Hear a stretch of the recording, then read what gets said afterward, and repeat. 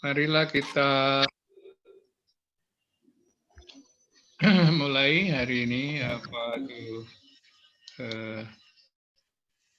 kuliah kita, yaitu yang ada hubungannya dengan masalah yang ada hubungannya dengan apakah norma yang umum atau norma yang dirumuskan secara umum itu sebagai tanda yang bagaimanapun juga sebagai tanda dari rule of law, ya. Jadi kemarin kita bicara tentang hal-hal yang ada hubungannya dengan kepastian hukum, yang ada hubungannya dengan nilai-nilai di dalam masyarakat atau nilai-nilai yang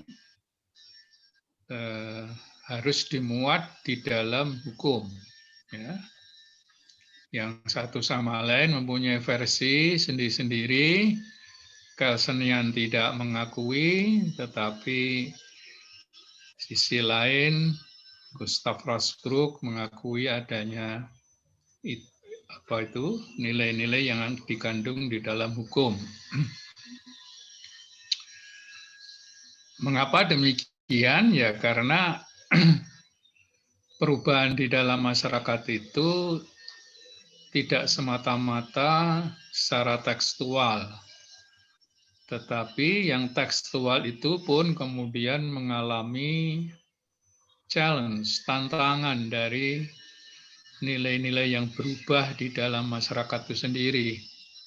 Bahkan Undang-Undang Dasar 1945 kita itu dulu pernah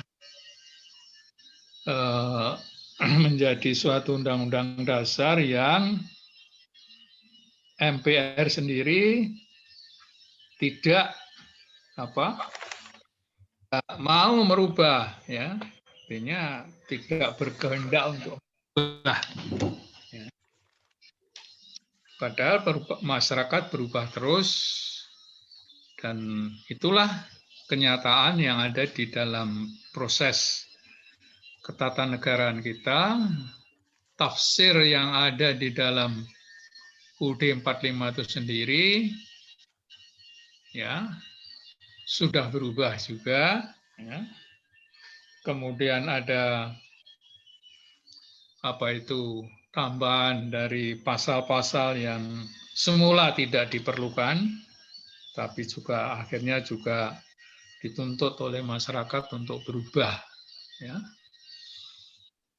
Nah, the rule of law itu sendiri itu ditandai dengan adanya suatu peraturan yang normatif, ya, yang ditandai dengan apa yang ditulis, ya. Apa yang ditulis sebagai produk politik itu sekalipun diputus secara demokratis, ya, ini belum tentu juga mencerminkan kehendak masyarakat. Ya. Kuliah saya yang lalu sebetulnya sudah menyinggung itu. Hitler membuat suatu peraturan perundang-undangan yang didasarkan kepada proses prosedur yang telah dilalui secara demokratis juga, ya. Sekalipun pemerintahan yang dikembangkan oleh Hitler itu sebagai rumpah, yang kalau berpijak kepada ketentuannya Gassen itu sudah betul, ya, mendiskriminasi orang-orang Yahudi itu sudah betul. Karena apa? Karena aturan undang-undangnya sudah dibuat sesuai dengan prosedur. Nah, aturan yang prosedural begitu itu toh akhirnya diuji di dalam persidangan Nuremberg, di mana kemudian secara prosedural itu benar, tetapi secara substansial, nah ini substansial ini lalu juga mengandung makna adanya unsur-unsur nilai yang harus masuk ke sana. Ya. Jadi kita tidak tidak terkecoh dengan unsur prosedural.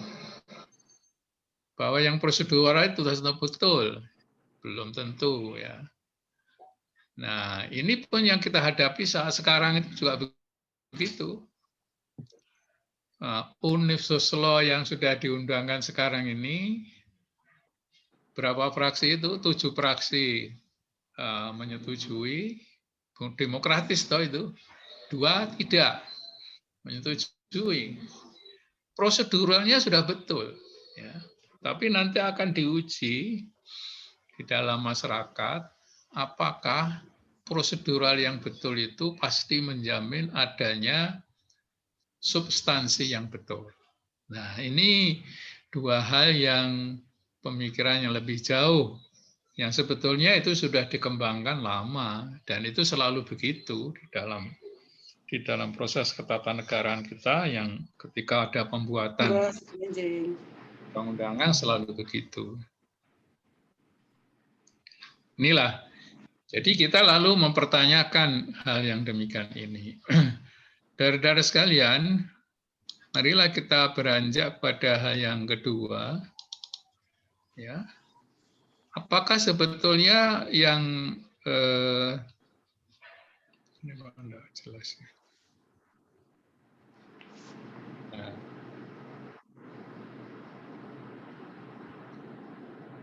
Mark Carlenter dalam bukunya The Modernization of Law, The Dynamic of Growth, ini terbitannya lama, 66. Dunia itu telah terjadi perubahan hukum yang dramatis. Ya. Dramatis.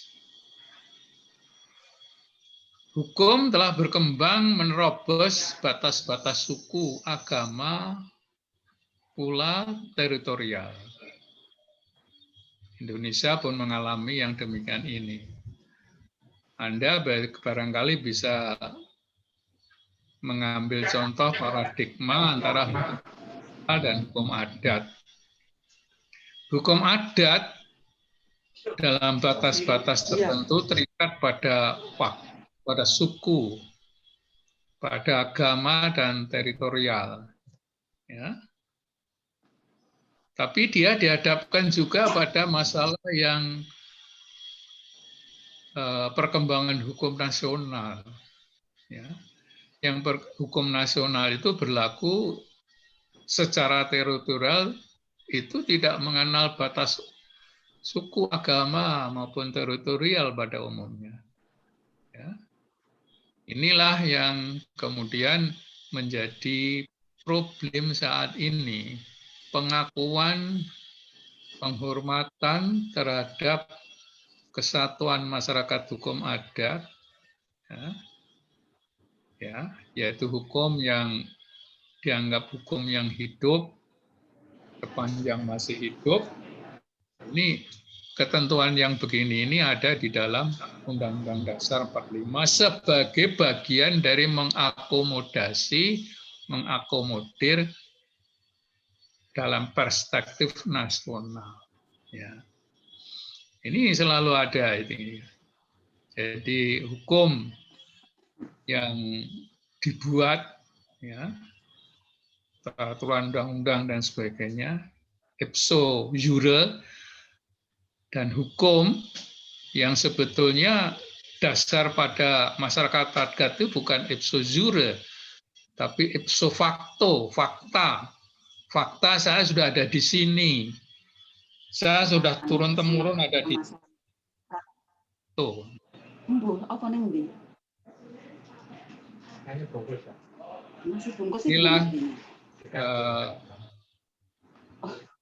Inilah kenyataan yang kita alami. Modernisasi digunakan untuk merujuk pada sebuah tanda karakter pada sistem hukum pada negara-negara industri pada akhir abad. Sarapan. Banyak gangguan ya. Pak Nur. Ya. Nyun sewu dimatikan, Mbak Nur. Nyun sewu. Sudah ya. Oke. Sekarang bagaimana sebetulnya ciri-ciri hukum modern itu? Pertama adalah consists of rules that are uniform and unvarying in their application. Jadi hukum modern termasuk hukum Indonesia itu sifatnya uniform, seragam. Ya. Keseragaman itu merujuk pada asas tentang kenasionalan kita. Kalau hak milik itu berlaku di Jawa, juga berlaku di Papua. Ya. Dan kemudian juga tidak ada perbedaan di dalam penerapannya, di dalam subjeknya, di dalam objeknya. Nah, ini kita mempunyai hukum yang begitu. Dia berhadapan dengan hukum-hukum lokal. Pertarungan lokal dengan nasional inilah kira-kira yang sekarang sedang ramai juga ketika membicarakan Omnibus Law itu. Ya, di mana pengadaan tanah sifatnya adalah nasional, tapi dalam perspektif hukum adat tidak ada pengadaan tanah, itu tidak ada. Karena dia tumbuh dari bawah. Inilah sulitnya menyatukan, mengakomodasi ketentuan yang sifat lokal dan sifat nasional. Ini. Tapi bagaimanapun juga, pengakomodasian itu tentu tidak boleh mengorbankan satu pihak dengan keuntungan pihak lain semata. Dua-duanya harus dalam keadaan seimbang. Andai kata toh kemudian ada ganti rugi yang harus dibayar. Yang kedua, hukum modern itu adalah transaksional, not determined by age, class, religion, seks, dan sebagainya. Tidak ditentukan oleh umur, ya, tidak ditentukan oleh kelas, karena hukum yang transaksional tidak ditentukan oleh agama dan sebagainya. Orang memiliki atau ingin memiliki sesuatu itu berdasarkan prestasi, bukan didasarkan atas kelas. Ya. Nah, kalau kelas itu akan membedakan kelas bangsawan dan bukan bangsawan. Kelas bangsawan barangkali lebih banyak hak-haknya daripada orang biasa. Itu kelas. Dari hukum nasional kemudian lalu mengeliminir ukuran kelas. Ya. Demikian juga dengan umur dan sebagainya. Mungkin dalam hukum adat biasa itu perkawinan di bawah umur anak-anak itu ada. Bahkan dulu itu umurnya masih 5-6 tahun sudah dicalangkan atau dijodohkan dengan orang lain walaupun belum diresmikan. Ada. Jadi itu yang terjadi. Religion juga begitu. Hukum transaksional itu tidak untuk kasus-kasus yang umum itu dengan pengadilan yang sama. Yang ketiga adalah universalistic. There is a valid standards of general applicability. Jadi ada standar-standar umum ya, yang standar-standar yang sah, yang mengikat ketika itu diterapkan. Ya. Jadi universal. Kita menandatangani berbagai konvensi internasional universalistik. Apa yang terjadi dengan pelanggaran HAM di Indonesia itu sebetulnya bukan semata-mata urusan orang Indonesia, tapi sudah urusan internasional. Jadi tidak mungkin membatasi begitu. Karena pelanggaran HAM. Reproducible, artinya bisa dibuat berulang-ulang, diganti. Oleh sebab itu lalu seorang filosof dari Jerman namanya Niklas Luhmann menyatakan bahwa hukum itu adalah self-reproduction of law. Hukum itu memproduksi dirinya sendiri. Dari undang-undang diganti undang-undang, diganti terus. Dia sendiri yang mengganti. Nah, pikiran begini ini adalah pikiran normatif. Ya, oleh sebab itu orang tidak bisa mengatakan hukum itu diganti karena oleh ekonomi, oleh faktor ekonomi. Enggak. Hukum diganti oleh hukum. Apa yang ada di luar hukum itu stimulan. Maka proses penggantian hukumnya dilakukan oleh hukum itu sendiri. Ketika Undang-Undang Dasar 45 dianggap tidak cocok karena faktor politik atau ekonomi, maka yang mengganti bukan sistem ekonomi maupun politik. Yang mengganti adalah sistem hukum itu sendiri. Karena hukum diganti oleh hukum. Dicabut oleh hukum. Nah, jadi tidak bergantian. Nah, ciri yang selanjutnya adalah predictable. Predictable itu bisa diprediksi. Kalau suatu ketentuan hukum dilanggar oleh seseorang si A, ya, kemudian dihukum, maka si B juga akan bisa memprediksi bahwa pelanggaran serupa akan bisa dihukum seperti itu. Itu predictable. Ya. Jadi hukum itu memang harus predictable.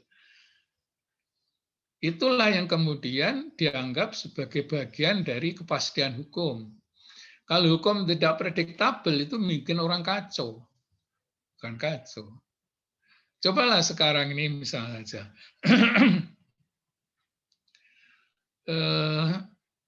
Semasa masalah PK. PK itu dulu orang takut sekali PK. Karena kemudian hukumannya tidak tambah kurang, tapi tambah banyak. Sehingga orang tidak mau PK. Ya, orang punya predictable bahwa kalau saya PK pasti akan ditinggikan hukumannya. Tapi kemudian sekarang berubah. Tuh. Sekarang berubah. Karena orang yang memutus meninggikan itu mungkin, dalam tanda petik, dianggap sebagai orang yang sangat berperanan menaikkan hukuman. Sehingga sekarang berbondong-bondong 30 putusan Mahkamah Agung yang kemudian di PK. Dan kemudian memang ada yang berhasil, banyak yang berhasil. Nah, orang ini mempunyai, inilah yang disebut dengan prediktabilitas atas putusan itu. Nah, kalau tidak ada konsistensi itu menimbulkan ketidakpastian. Artinya apa? Artinya orang tidak bisa melakukan prediksi, ya. Lalu sangat menggantungkan diri bukan pada norma hukumnya, tapi pada orang yang memutus. Nah, ini kelirunya dari situ. Jadi kesetiaan memprediksi pada aturan hukum itu tidak sama dengan kesetiaan melihat siapa yang memutus itu. Yang ketiga adalah the system is hierarchical. Walaupun bagaimana teori Kelsen itu dikritik karena dia tidak menerima nilai-nilai yang ada di hukum, toh sekarang tetap dipakai di berbagai negara. Indonesia pakai, di mana-mana pakai itu tentang hierarkis peraturan perundang-undangan. Ya, tentunya dengan segala inovasi-inovasi yang ada di situ.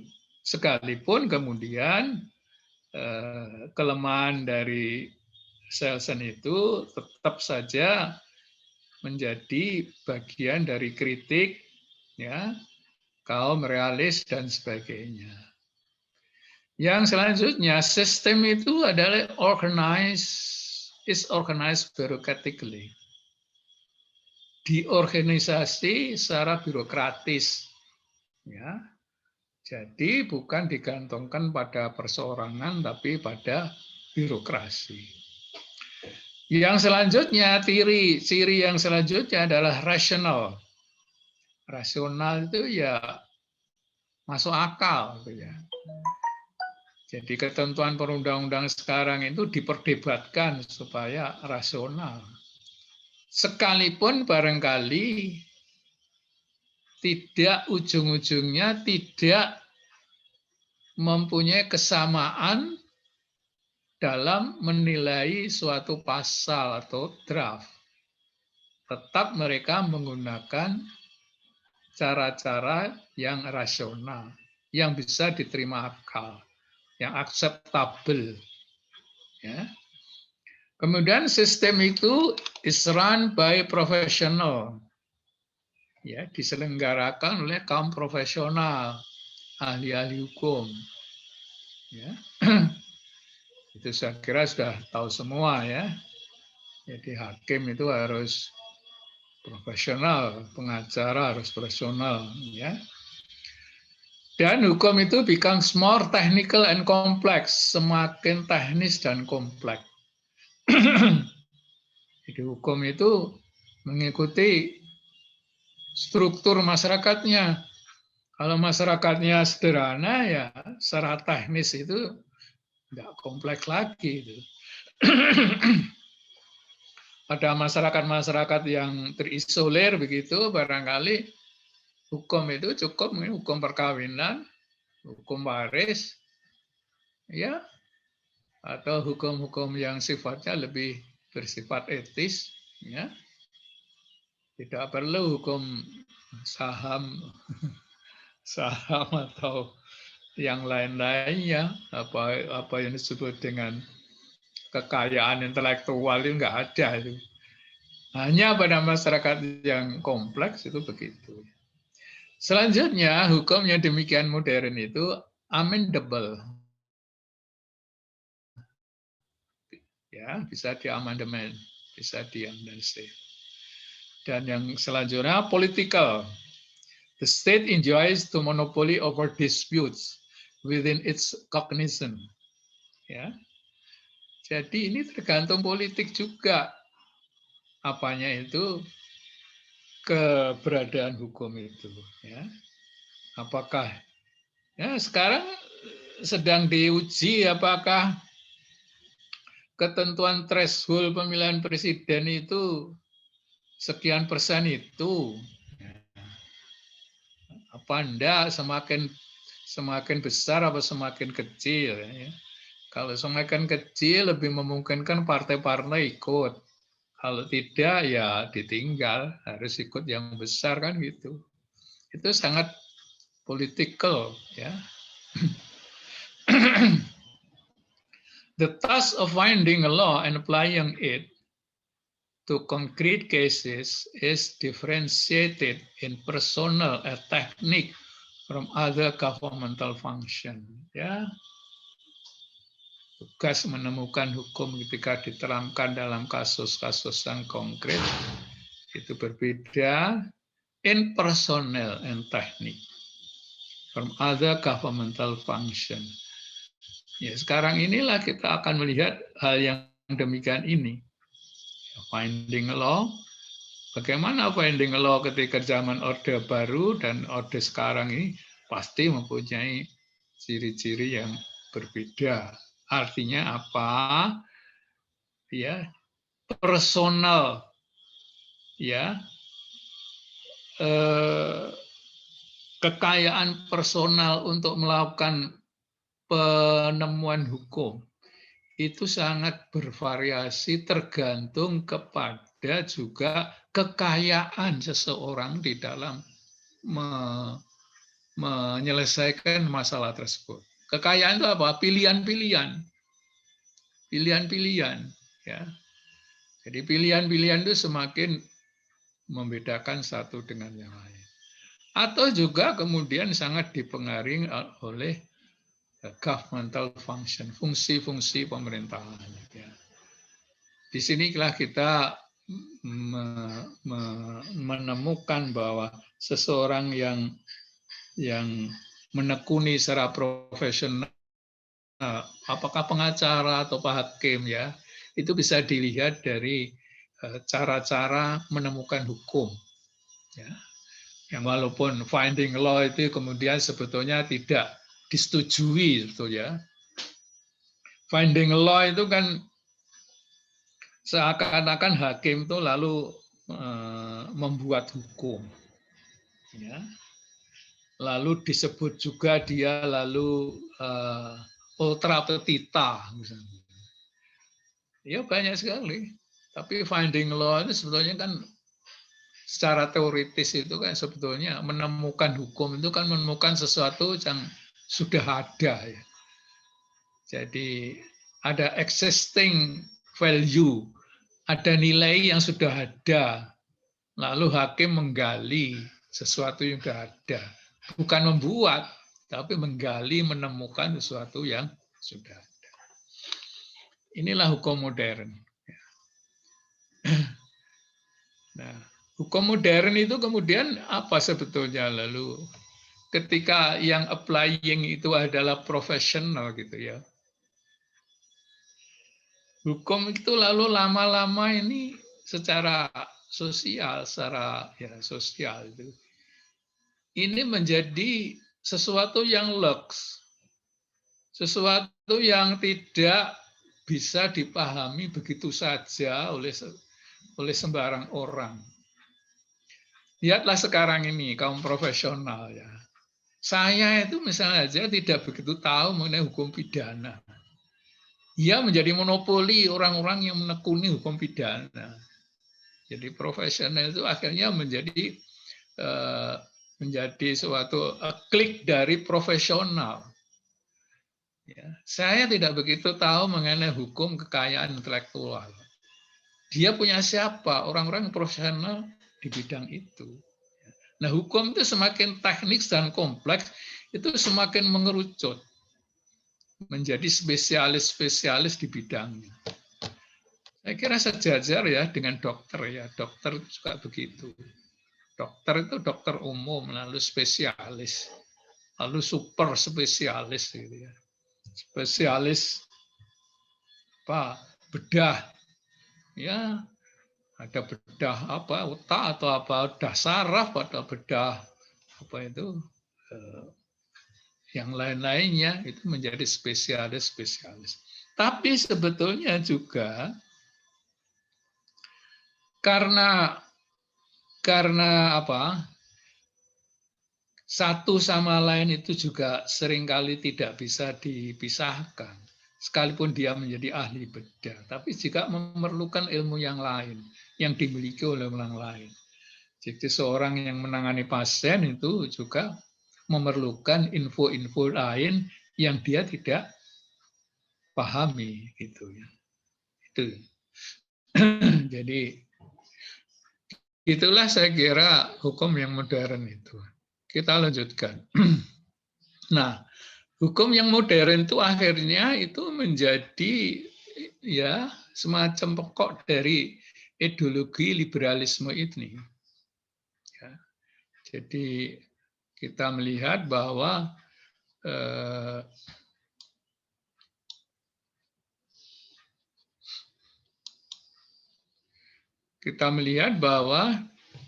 liberalisme itu akhirnya itu mengusung paling tidak itu dua hal.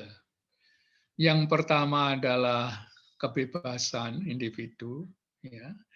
Yang kedua adalah equality before the law, persamaan di muka hukum. Nah, saudara sekalian,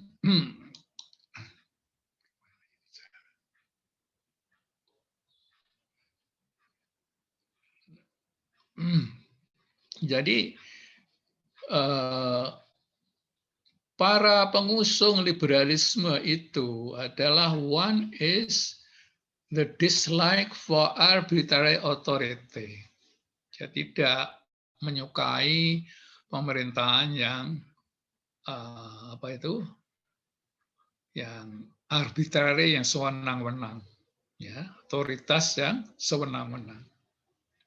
Yang kedua adalah the second is free. Dia ingin mengusung juga free expression individual personality, mengusung kebebasan ekspresi. Ya. Yang kemudian, saudara sekalian,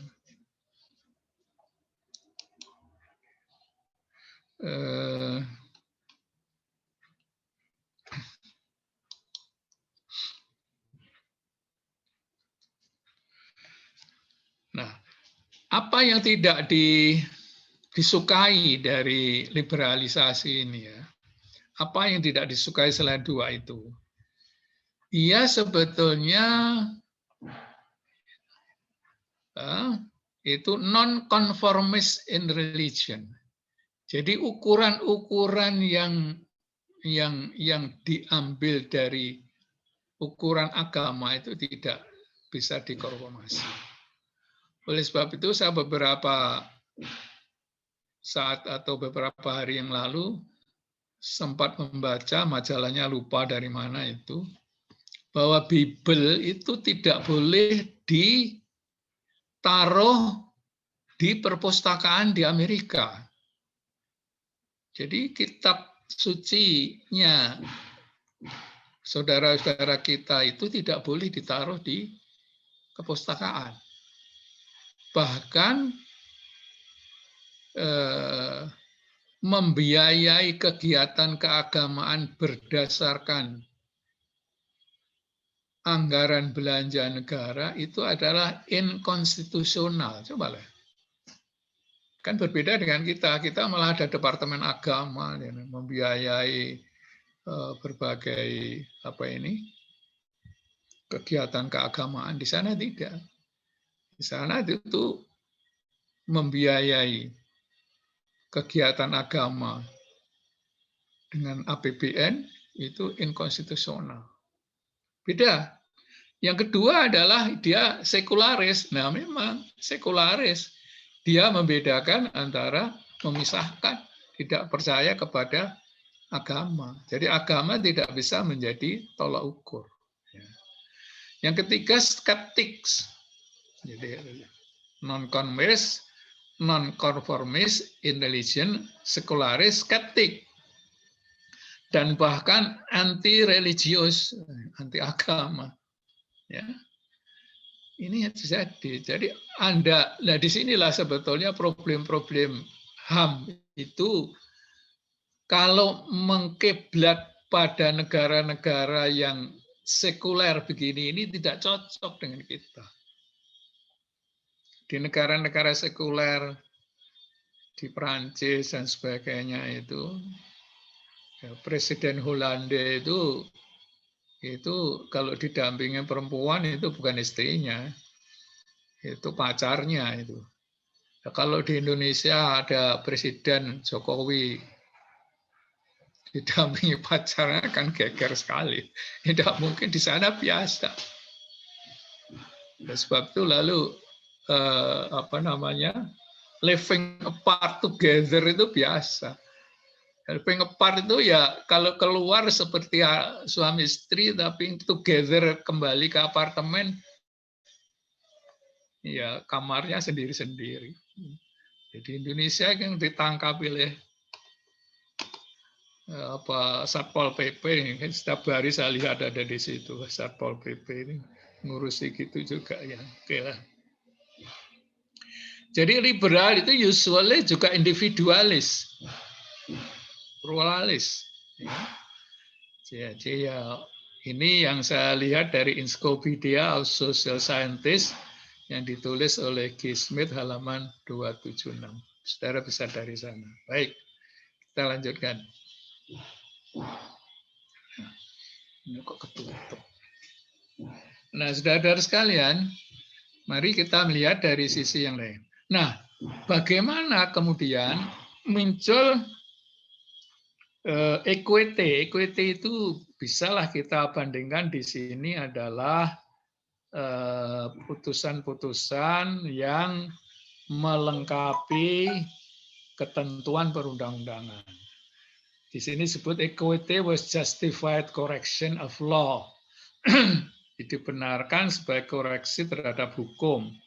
Where, di mana hukum itu was defective. Karena hukum itu mengandung cacat. Because of its generality. Ya, karena apa? Karena sifat umum dari ketentuan yang umum itu tadi. Maka sebetulnya equality itu ada silent goddess who cannot be heard. Ya, dia sebagai dewa perempuan yang tidak bisa didengar. Jadi sebetulnya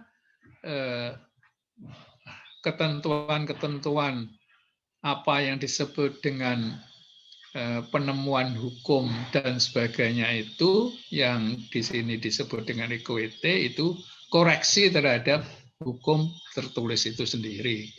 Saya kira banyak putusan Mahkamah Konstitusi seperti putusan yang ada hubungannya dengan pemilu kada dan sebagainya itu yang kemudian memberikan kesempatan kepada mereka yang tidak bisa memilih karena tidak terdaftar lalu digunakan paspor atau mungkin apa itu kartu penduduk ada.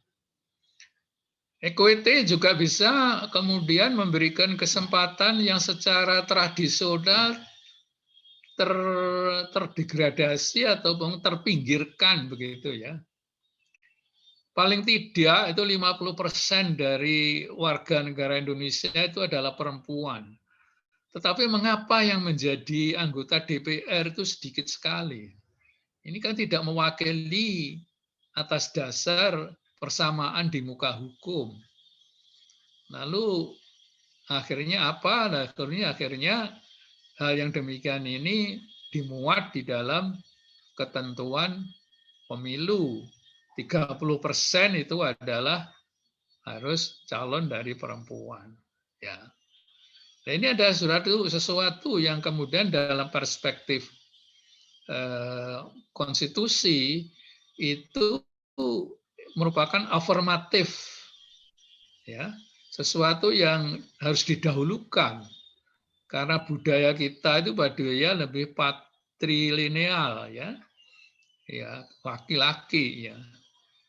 Nah, di sinilah kemudian kita melihat adanya ketentuan law finding, penemuan hukum itu sebagai bagian dari memperbaiki the defective of law karena ya its generality-nya karena keumumannya kalau diterapkan sama. Ini saya kira ada berbagai ketentuan hukum yang juga mengadopsi hal yang demikian ini. The history of equity illustrated in circumstances in which the law dominated become unjust. Ya. Prosedurnya sudah betul, tetapi sebetulnya ujung-ujung lalu unjust. Kemudian tidak bisa menelurkan suatu keadilan. Ya. Karena this is so because law is universal, but it is not possible to make universal statement about something. Jadi di sini kemudian juga diakui, walaupun itu universal, tapi tidak bisa diterapkan begitu saja untuk semua negara. Ya tadi seperti HAM tadi, oleh sebab itu lalu sering kita melihat masalah pelanggaran HAM dan sebagainya dengan ukuran-ukuran yang universal, mungkin sama seperti pembasmian atau pembasmian suku-suku, ya, itu genosid dan sebagainya, sama itu. Tapi untuk hal-hal lain ada kemungkinan sama. Oleh sebab itu, maka sering orang berpikirannya adalah lihatlah dunia, tapi Anda sebetulnya berpijak pada budaya Indonesia. Silahkan melihat dunia, ya. Think globally, but act locally.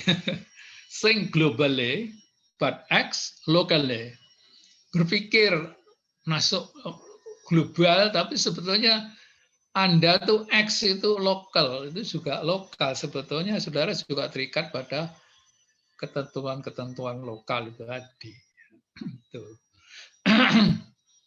Nah, ini perlu kita pahami supaya kita tidak hanyut pada ukuran-ukuran yang tidak acceptable pada masyarakat-masyarakat di Indonesia yang walaupun menerima ketentuan global, tetapi tetap juga dia ingat adalah budaya Indonesia sendiri. Ya, seperti Islam lah. Islam universal. Tapi ada Islam yang jalan tengah, ya. Tidak seperti Islam yang ada di Afghanistan atau di Timur Tengah di sana. Itu sebetulnya di tengah-tengah itu sesuatu yang sangat menarik. Mengapa pada masyarakat yang plural di Indonesia bisa damai dengan siapa saja, tapi pada masyarakat plural di sana, bahkan di antara orang yang seagama, itu tidak bisa bersatu. Ada defektif. Ya, saya kira ini adalah kutipan dari Encyclopedia Social Sciences. Jadi equity itu adalah impartiality, ya, natural justice dari hukum alam.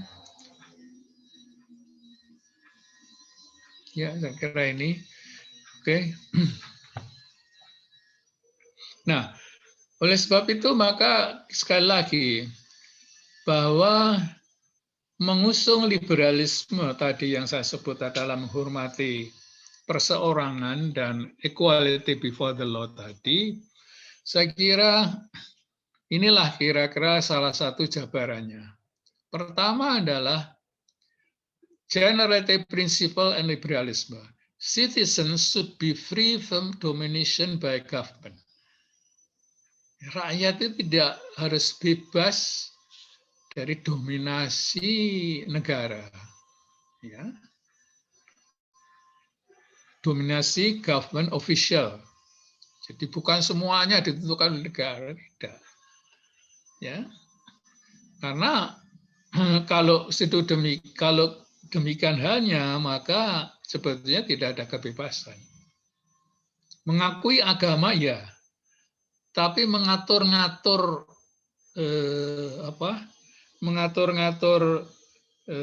substansi agama tidak boleh. Mengatur-ngatur sesuatu yang menjadi hak agama itu tidak boleh, ya. Di sholat ya 5 waktu, sholat wajib itu begitu, tidak bisa dikurang-kurangi, gitu ya. An individual may be limited only by impersonal rules. Kebebasan individu itu hanya boleh dibatasi oleh impersonal rules. Ketentuan-ketentuan hukum yang tidak memihak, yang tidak melihat orang, tapi sama. Ya. Not by capricious personal directive from above. Bukan ketentuan hukum yang didiktekan dari atas. Tidak. Ya. Lebih banyak menghargai perseorangan.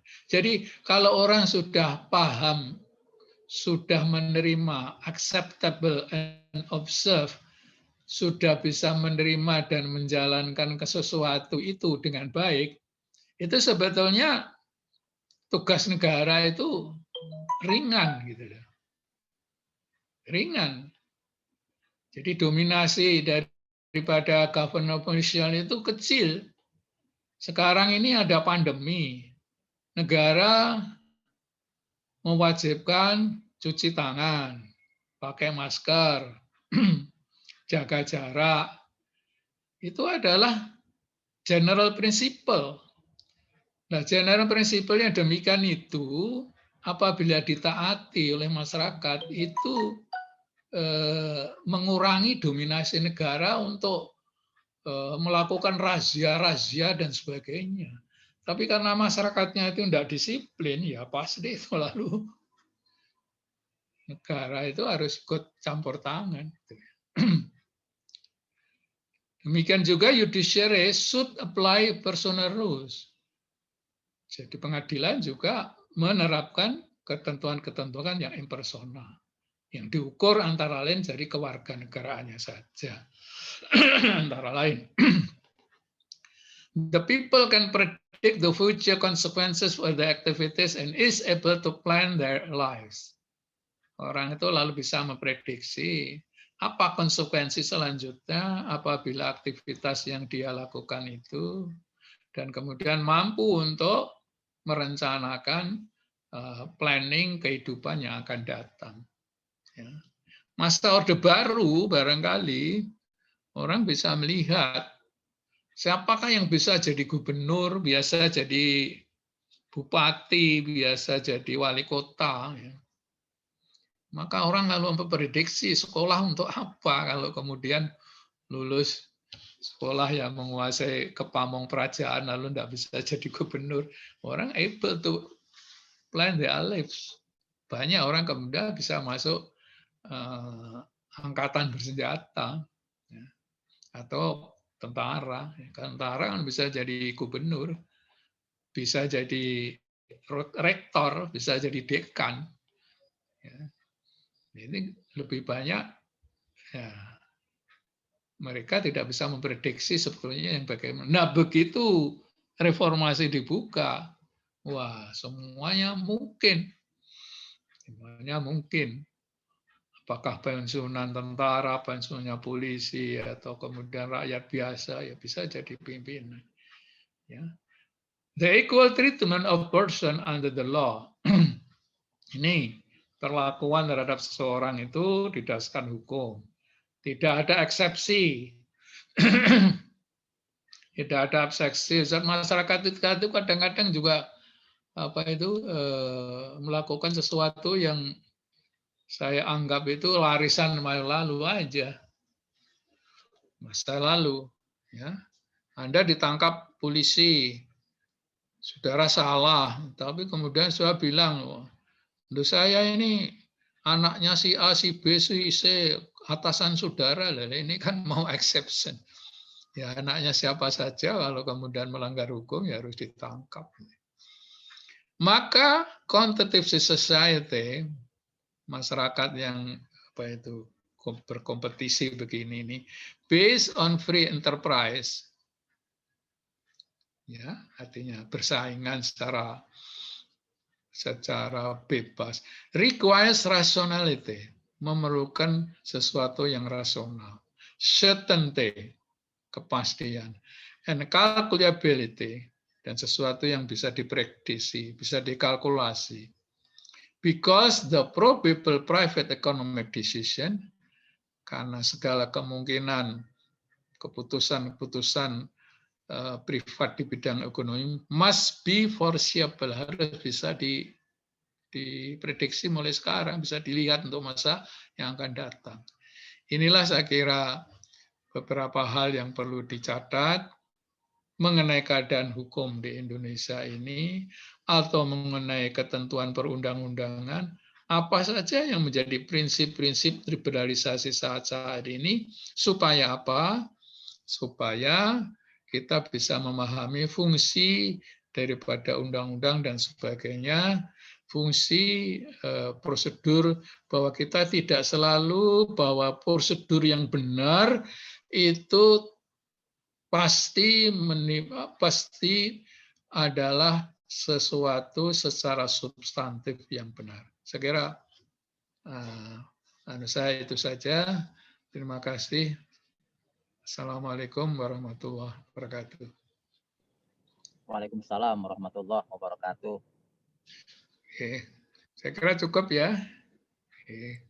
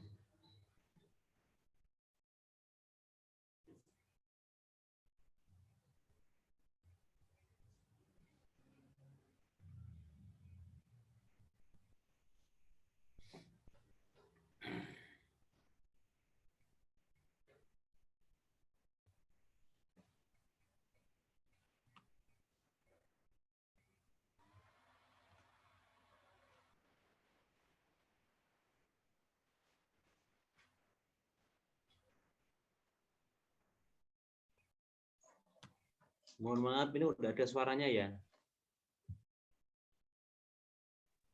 Iya, maksudnya ini mau dilanjut Prof. Fadli apa gimana ini?